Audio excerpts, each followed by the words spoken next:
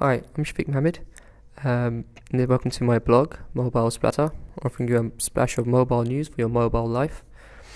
I'd like to let me just tell you what I'll be talking about today. I'll be looking to talk about what to expect in 2013. I'll look to introduce some of the major phones that are coming out this year. I'd also look to talk about how it's been 40 years since the mobile phone actually has come out. So, I mean, what has changed and how the industry looks now. So anyway, yeah, to begin, I'd like to actually talk about the history of the mobile phone and the fact that it's been 40 years now since it was created. Back in 1973, it was started by Martin Cooper, who along with one of his colleagues, introduced the first portable mobile phone for Motorola. It was a chunky phone. It was huge. It wasn't unfortunately, it wasn't commercially available until 1982. But the industry kind of moved along, and better phones were out. But I mean, if you think about the 40 years, there's been huge changes. I mean, now the industry is a multi-billion pound industry. Lots of things have changed. There's been innovations and stuff. I mean, back with the Martin Cooper's Motorola, it was a brick-like shape. I mean, it was huge. There were lots of wires. People essentially relied on home phones to communicate. Push it along to 1996, where the Nokia 3200 series was created.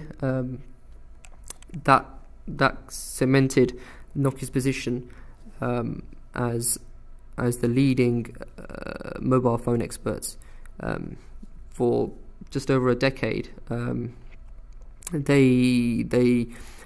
3200 series, they included removable batteries and removable chassis, and they essentially reinvented it to something that was portable and used for the mass audience.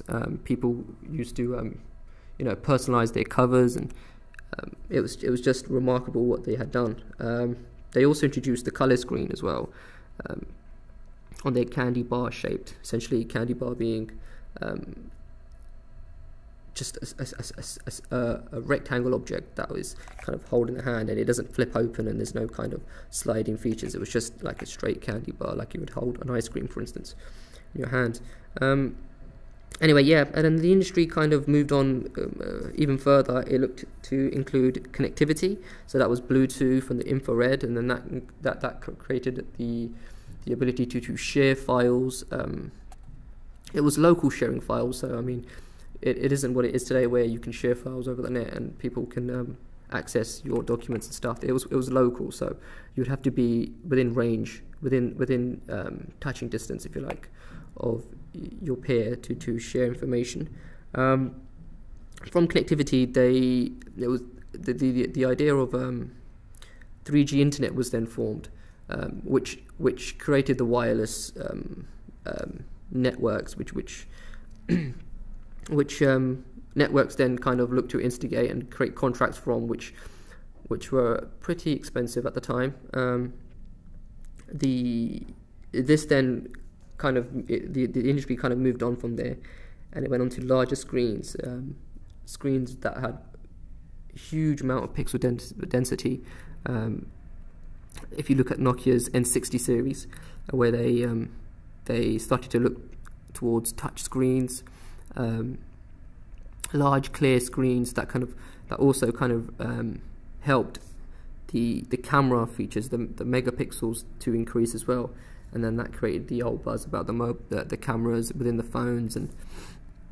And next, then there was the memory card slot, the USB capability, which increased the memory of a phone, and then the phone essentially became the hub. It essentially became the hub of your life. It started to contain music and MP3 files. It looked to contain videos, It looked to include pictures, and people could then view videos and movies, and it's essentially it furthered the idea of customization of a phone. It became more than just a calling phone. It became something that was a multimedia hub, and that was furthered by Nokia's N60 series. Fast track to 3 years ago, there was the 4G faster connection, which was essentially the 3G internet, but just bumped up. There was more. It was a faster processor, so that the individuals could view documents and download documents even quicker than ever before. That increased the wireless capabilities, and then essentially now what we have now is mobile phones that are larger. They have ability to kind of contain a lot more memory, and they essentially their importance within an individual's life is kind of furthered, if you like. This has kind of created an industry now that is worth over $5 billion. The money that's pumped into it is ridiculous now. I mean, Samsung's S3 range, the Galaxy S3, they reportedly put $1 billion into just the promotion aspect of the phone, just to sell the idea of what the phone is. I mean, it's just incredible how it's kind of moved on so much in 40 years. Anyway, so let's talk about 2013 and what to expect. 2013 will be a defining year. There's so much potential in this year, and phones are looking to increase their shares within the market, and also increase their ability to create amazing phones. So let's talk about the first phone. The first phone here I'm going to talk about is the Sony Xperia Z. Sony Xperia have had mixed success over the last few years. They've removed themselves from the Ericsson range, the Sony Ericsson, so they're their own brand. Their latest offering, the Xperia Z, they're offering a 5-inch screen, huge screen.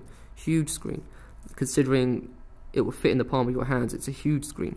They're offering quad-core processor, so that's the ability to it's the phone's ability to handle whatever you do, whenever you do it. So that's the wireless, the internet. Its ability to kind of handle all of it without slowing it down, without creating lags.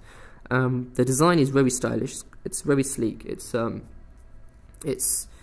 Unfortunately, it doesn't have a removable battery, and I think Sony have looked to run with that idea and look to create a device that has premium qualities. It's made out of premium qualities, meaning that when you look at it, when you hold it, you can feel that it has weight behind it. It looks impressive. But also the fact that you can't remove a battery is also a downside, because many phones nowadays have issues with the battery dying out, and they need to replace the batteries. But unfortunately, because the battery is not removable, people are stuck with a phone that doesn't work, essentially. The Xperia Z offers a 13 megapixel camera. Also, that's pretty impressive for 2013 standards.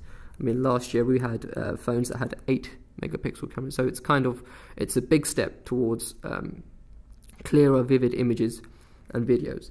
The phone is expected out in late March. It has already been talked about all over the internet. Start of the year.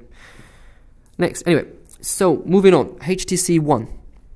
HTC have had a bad year last year. They released their flagship phone, the HTC X, which didn't do too well. It didn't meet the standards that many had expected. This was due to, I think, poor promotion. HTC, the company they didn't show a device. They didn't present a device that was amazing to see. They didn't present a device that worked, that looked good, and that people knew about. There wasn't a kind of a urgency to buy it.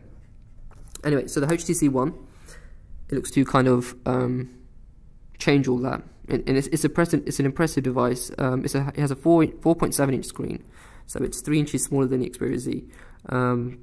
It also offers a quad-core processor. It, however, offers 2 GB of RAM.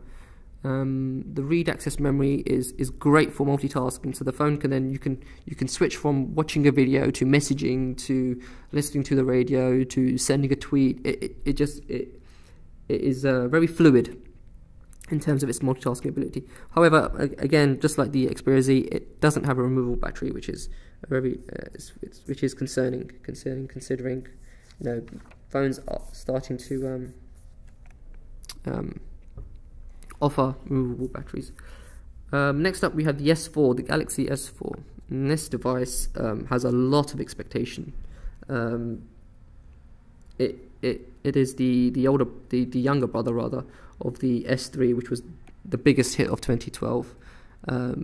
50 million sales all over the world. I mean, it literally reinvented the idea of a smartphone. As is reported, obviously at the moment we don't know too much about it, but insiders are suggesting that it has a 5-inch HD screen. It also has 2 GB of RAM, which is amazing, and it offers 8 core processors. The 8 core processors are double of the power of the S3. So within the multitasking ability, it has this power to kind of keep pumping, keep thinking whilst you work. So it's tricky to explain. It's as if the phone itself thinks while you think. So I mean, yes, you'll be watching a video, but underneath that, it will be thinking about your Twitter and your emails, and it'll be kind of updating all of that and keeping it ticking over. The S4 will also look to redesign its chassis, its exterior. Many industry were unhappy of the S3's aesthetics. They thought it was plastic looking. It didn't look premium. It didn't look like something you'd want to show to your friends. I mean, I personally have an S3, and I was pretty happy with the way it looked, the way it felt in my hands. Yes, it was made out of durable plastic, but I mean, in terms of the sales it did and how much Samsung gained from the phone, I mean, it worked out pretty well. Lastly, I want to talk about the Apple 5S or the 6. It hasn't been decided yet, the name of the phone. Apple have had their #1 position in the world threatened by Samsung, by Samsung's ability to kind of invest heavily in promotion, as I mentioned earlier. Couple this with the redevelopment of Apple. The phone hasn't really moved on in the last 3 years. It's kind of offered the same kind of software, the same kind of design aesthetics in its last few models, and I think that's slowing down Apple's improvement, slowing down Apple's ability to kind of hold the #1 spot. There's only so long you can work with the same things. It kind of needs to redevelop. So I think this year Apple will be offering something that will look to give them the oomph that they've been missing for a few years. So yeah, people are expecting a huge overhaul of design. It will still have its candy bar shape, the iconic candy bar of the Apple. It will have a 12 megapixel camera with front-facing capability, so that includes FaceTime and stuff like that. So that it will also improve that. It'll have a 4.7-inch display, which is slightly smaller than the S4. But obviously Apple they like to offer a phone that fits well in the hand, and I think 4.7 inches is fairly adequate. They're offering an A7 processor. It's similar to the quad core. They've gone with a different company, so it has a different name essentially. They're offering external battery for the first time, which is important because many friends who had been using the Apple previous years, the iPhone of previous years, they've noticed that the phone would die out, and the battery would just fail on itself.